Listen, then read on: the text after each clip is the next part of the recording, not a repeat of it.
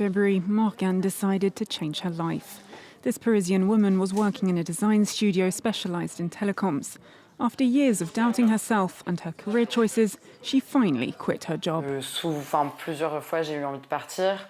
I'd go through phases of stress and bitterness, moments where I just did not want to be there and did not care.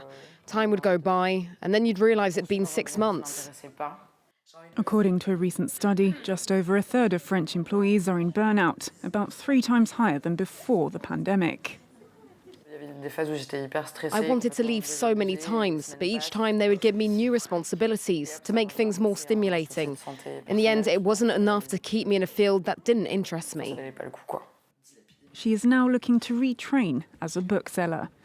Just like Morgane, François also took a risk and quit his job.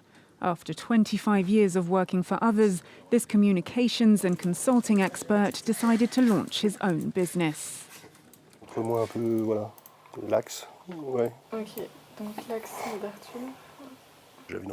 After 12 years as an employee at the same company, I had a very comfortable salary and there was almost zero risk. When you create a company, practically overnight, the income is extremely uncertain. It is a big leap of faith.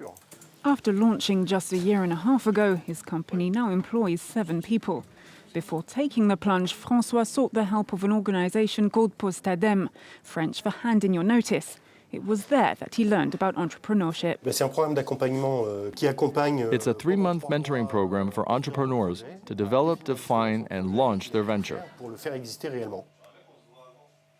Hundreds of people have taken part in the program, and the organizers say COVID-19 caused demand to soar. The quitting boom happened during the pandemic. Since 2020, we've seen a massive wave of people reflecting on their lives, questioning their line of work and the meaning of their jobs.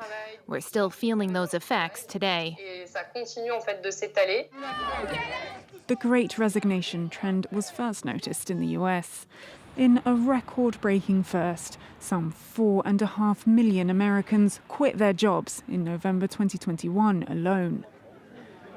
A few months later, the Labour Ministry in France also reported a spike in employee departures.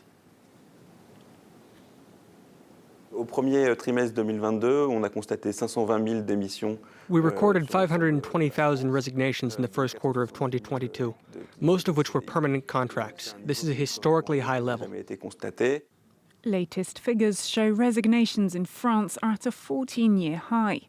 The strong demand for workers means those employees quickly find new roles elsewhere. Le marché du travail est un peu plus favorable aux salariés. The labor market is more favorable to employees. Demand is high. They can negotiate their working conditions and their salary. We can expect this trend to continue in the coming months. The hospitality sector agreed to increase pay to low-back workers, but despite that, there's still a shortage of some 200,000 people. Alexander is the owner of this Parisian bistro. Today, a waiter has called in sick. We are 1 person short, so it's a return to my roots. He wants to hire extra staff, but that's more easily said than done. We need 3 seasonal employees. Pre-COVID, we could easily find them. What we're seeing now is unprecedented. We have nobody. Holding on to the employees the bar does have is now more important than ever. Employees negotiate their salaries with other places that pay more. These people have to be replaced, but we can't because we have no applicants. We're doing everything to keep the current teams in place, from increasing salaries to reorganizing the workflows. With some 200,000 new jobs created so far this year, many French people are still thinking about changing roles. But they could soon decide that it's safer to stay put. As the country tries to curb inflation and deal with Europe's energy crisis, the French National Bank is warning of a possible recession in 2023.